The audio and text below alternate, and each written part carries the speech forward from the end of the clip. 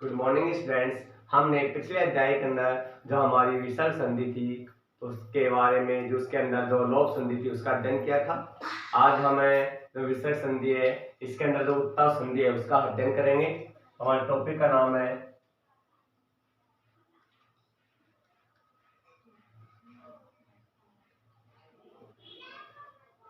विसर्ग संधि। इसके अंदर है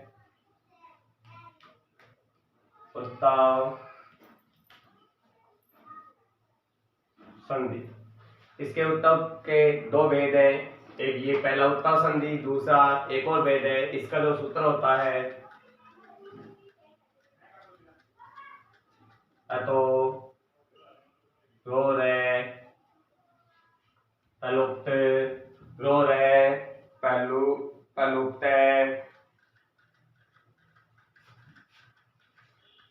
ता दे पहलुते। ये इसका सूत्र है। अतो रो रे पहलू ता दे पहलुते, यानी अत यानी ए आएगा और यहाँ पर एप्लुप्त यानी रो रे यानी विसर्ग के स्थान पर क्या हो जाएगा, ओ की मात्रा हो जाएगी। किसकी ध्वनि आएगी, ओ की मात्रा हो जाएगी। प्लुप्त यानी लुप्त हो जाएगा। आ और ए बाद में क्या आएगा, ए आत आया यहाँ पर प्लुप्ते। उसी प्रकार से इसके अंदर देखते हैं हम विसर्ग किसके बाद में आएगा, ऋस्व स्वर।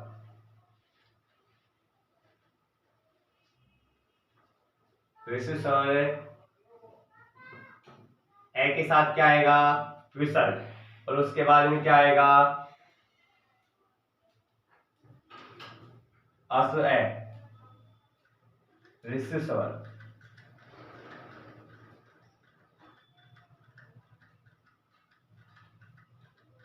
ऋस्व स्वर देखो, ए तो ए आ गया, ठीक है। यहां पर विसर्ग आएगा, इसके साथ क्या आएगा, विसर्ग आएगा। रोर इसका अर्थ होता है ओ आदेश हो जाना, पलुप्त यानी और विसर्ग का लुप्त हो जाना। फिर यहाँ पर आद, इसके बाद में क्या आएगा, ए आ रहा है, आद ते अलंत हो गया तो ए आ गया और प्लुप्त, और उसका भी स्थान पर क्या हो जाएगा, वो हो जाएगा। तो विसर्ग के स्थान पर क्या हो रहा है, हमारा उ हो रहा है, ठीक है। और कॉन्स्टेंट क्या हो रहा है, ओ, यानी ध्यान से देखो जरा, ए के बाद में क्या आ रहा है, उ आ रहा है। तो ए के बाद में उ तो क्या बन जाता है, ओ बन जाता है। कौन संधि के अनुसार, गुण संधि के अनुसार बन जाता है, ठीक है। तो और बाद वाले ए यानी इसके स्थान पर क्या हो जाएगा, एस बोलते हैं इसे, तो ऐसे इंग्लिश में वैसे नाम है इसका अवग्रह। क्या नाम है इसका, अवग्रह चिन्ह, ठीक है। इसकी परिभाषा होती है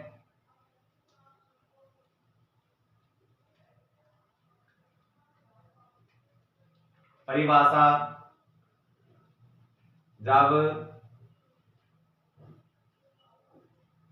पद के अंत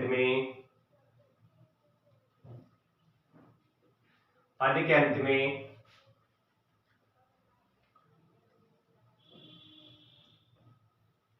ह्रस्व स्वर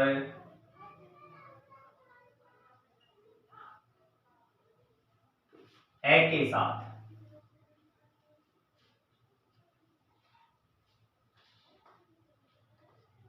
यानी जब पद के अंत में क्या आएगा, ऋस्व स्वर ए के साथ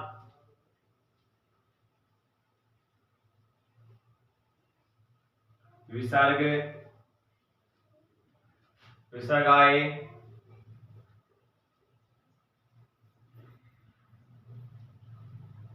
तथा इसके बाद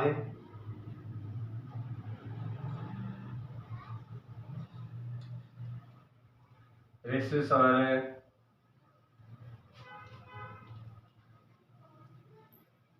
ए आए तो यहां पर लिखते हैं आए तो विसर्ग के स्थान पर, विसर्ग के स्थान पर उ कोष्ठक में ओ हो जाता है, हो जाता है। दोबारा देखते हैं। विशेषण ए के साथ क्या आएगा, विसर्ग आएगा, बाद में क्या आएगा, विशेषण ए आएगा। तो विसर्ग के स्थान पे क्या हो रहा है, उ का ओ हो जा रहा है, यानी गुण आदेश हो रहा है। और बाद वाले ए के स्थान पे क्या हो जा रहा है, एस अवग्रह चिन्ह। जब पद के अंत में विशेषण ए के साथ विसर्ग आए तथा इसके बाद विशेषण ए आए तो विसर्ग के स्थान पर उ ओ हो जाता है तथा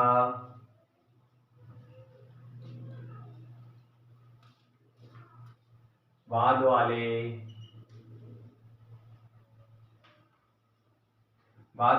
ए के स्थान पर, बाद वाले ए के स्थान पर ऐसे बोल सकते हैं, पूर्व पद वाला ए या बाद वाले ए के स्थान पर एस अवग्रह हो जाता है।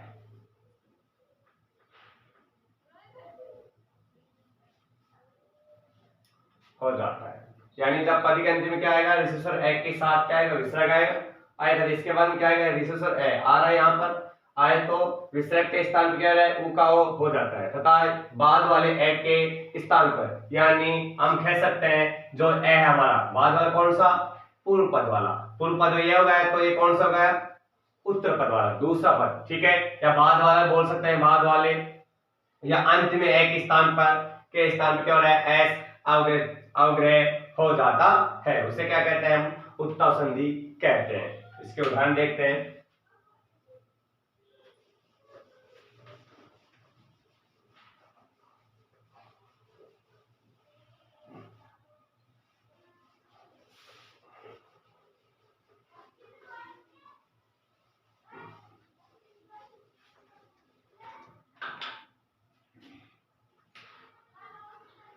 इसके उदाहरण कैवसन,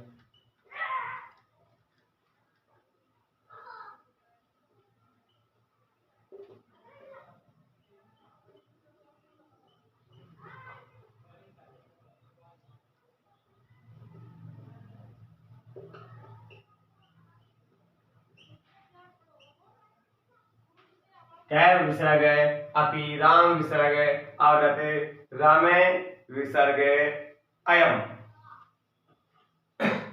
देखो विसर्ग आ रहा है यहाँ पर ए के साथ विसर्ग, ए के साथ विसर्ग, ए के साथ विसर्ग आ रहा है, ठीक है। उसके बाद में क्या आ रहा है, ए आ रहा है, ए आ रहा है, ए आ रहा है, यानी हमारा जो नियम था बिल्कुल सही है। तो क्या बनेगा, यानी विसर्ग के स्थान पर क्या हो रहा था हमारा, उ के स्थान पर ओ, तो क्या बन गया, को। और बाद वाला ए ये रहा, इसके स्थान पे क्या हो जाएगा, एस, यानी अवग्रह चिन्ह को अपि। ध्यान रहे इसके ऊपर रेखांकित पद नहीं खींचेंगे, नहीं तो अने खाली हो जाएगी, ये हमारा पूरा गलत हो जाएगा। इस प्रकार से ध्यान रखना। और यहाँ पर क्या हो रहा है, राम हो गया, विसर्ग के स्थान पर ओ, तो राम हो, ए के स्थान पर एस आ गया और वह दत्त है, ठीक है। इसका देखो रामो, और इसका क्या हो गया, अयम। तो देखो यहाँ पर बीच में एस आ जाए, मतलब अवग्रह चिन्ह आ जाता है, अवग्रह का चिन्ह का निशान आ जाता है, और उसके टुकड़े करने हो तो ध्यान रखना उत्तर संधि के नियम के अनुसार उसके स्थान पर तो ए कर देना, और जो की मात्रा है उसके स्थान पर कौन क्या कर देंगे, हम विसर्ग कर देंगे। ये हमारी संधि पहचानने का नियम है, ऐसा आता ही उत्तर संधि। यहाँ पर पहला दूसरा नियम ना लिखने, पहला नियम उत्तर संधि का, दूसरा है कुछ भी नहीं, वे सूत्र के अनुसार चलते हैं, ठीक है। ये हमारी उत्तर संधि के उदाहरण कंप्लीट हुए। इसके जो उत्तर संधि है दूसरी, इसका जो दूसरा भेद है उसके बारे में बताते हैं हम आपको।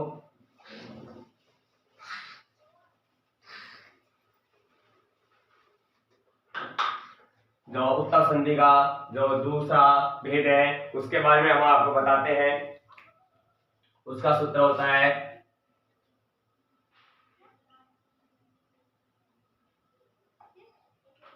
अस्सी से, मतलब 80 एक प्रत्यार होता है। क्या होता है? 80 एक प्रत्यार होता है। इसके अंदर आता है वर्ग का तीसरा, चौथा, पांचवा वर्ण। वर्ग कितने होते हैं? हमारे वर्ग कितने होते हैं? हमारे वर्ग होते हैं 5 वर्ग होते हैं, जिसके अंदर हमारा तीसरा, चौथा और पांचवा वर्ण आएगा। क्या आएगा? तीसरा, चौथा, पांचवा वर्ण आएगा। और ये वे रे ले ये भी आएंगे। ठीक है, इस प्रकार से यानी हंसी का मतलब क्या हुआ?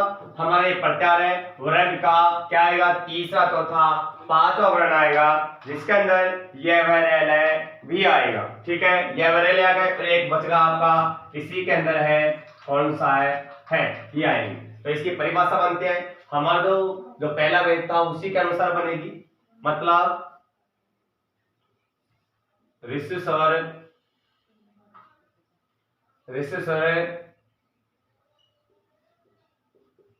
ए के साथ क्या आएगा? विसर्ग आएगा। उसके बाद में क्या आएगा?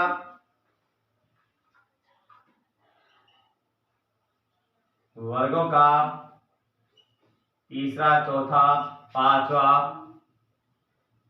वर्ण। और क्या आएगा? ये वे रे ले है आएगा। ठीक है, तो विसर्ग के स्थान पर क्या हो जाएगा? उसी प्रकार से हो जाएगा उ का ओ।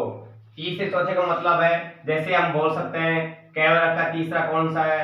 ग घ ने। ठीक है, चैवरक का कौन सा है? झ ने।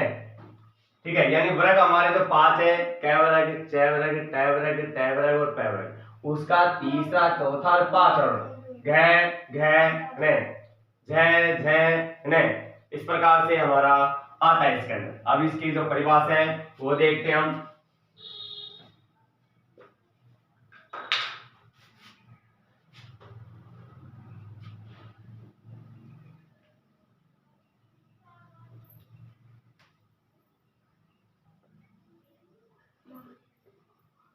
परिभाषा, जब पद के अंत में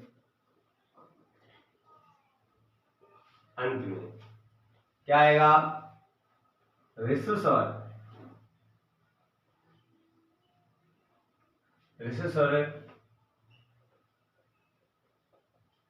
ए के साथ विसर्ग, ए के साथ क्या आएगा? विसर्ग। वैसे लिख देते हैं ए के साथ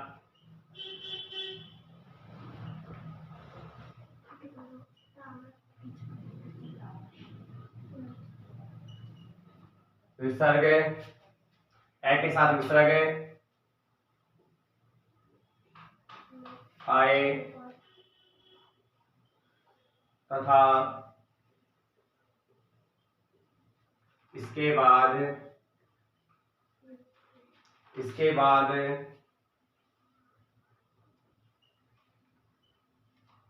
वर्गों का तीसरा, चौथा, पांचवा वर्ण और है, ये, वे, रे, ले आए तो विसर्ग के स्थान पर विसर्ग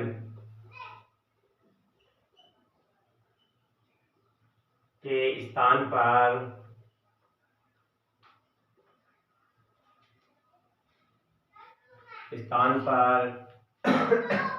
विसर्ग के स्थान पर कोष्ठक में हो जाता है।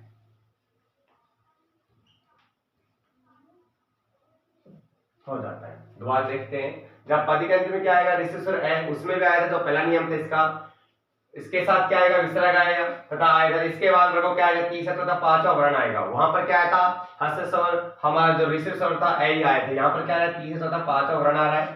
ठीक है,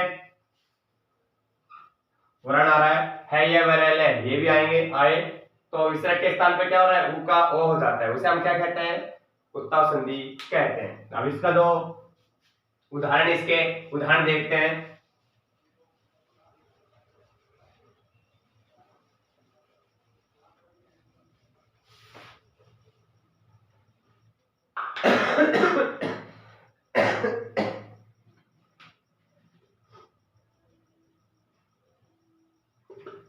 शिव वंदे,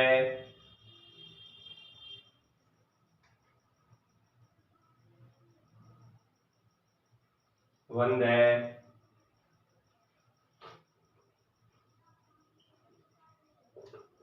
यस प्लस द, है प्लस हर,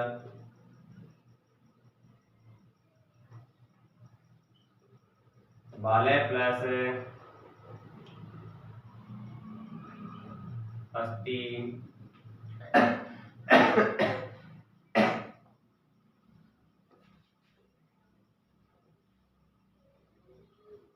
बुध विसर्ग है,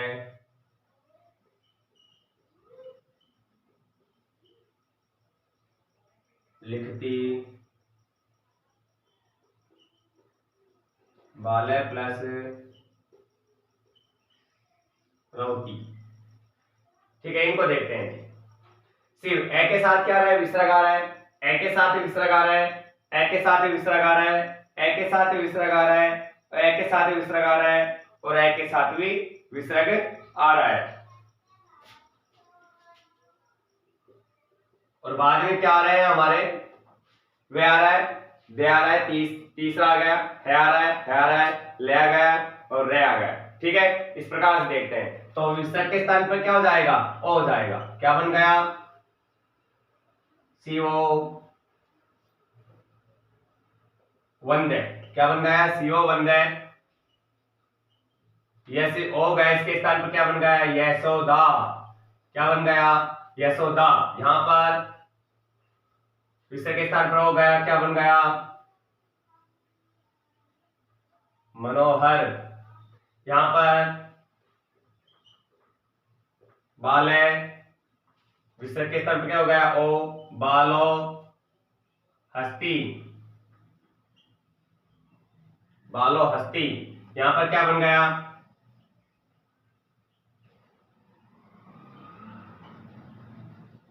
बुद्धो लिखती। यहां पर क्या बन गया, बालो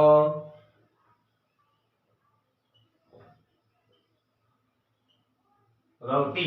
वह देखते हैं, यहां पर भी ओ की मात्रा आ रही है, और वहां भी यशोदा में भी ओ की मात्रा आ रही है, मनोहरी में भी ओ की मात्रा आ रही है आपके, और बालो हस्ती में भी ओ की मात्रा है, बुद्धो लिखती में ओ की मात्रा है, यहाँ पर भी ओ की मात्रा आ रही है। ठीक है, तो ओ के स्थान पर क्या हो जाएगा हमारा, जहां पर ओ की मात्रा है।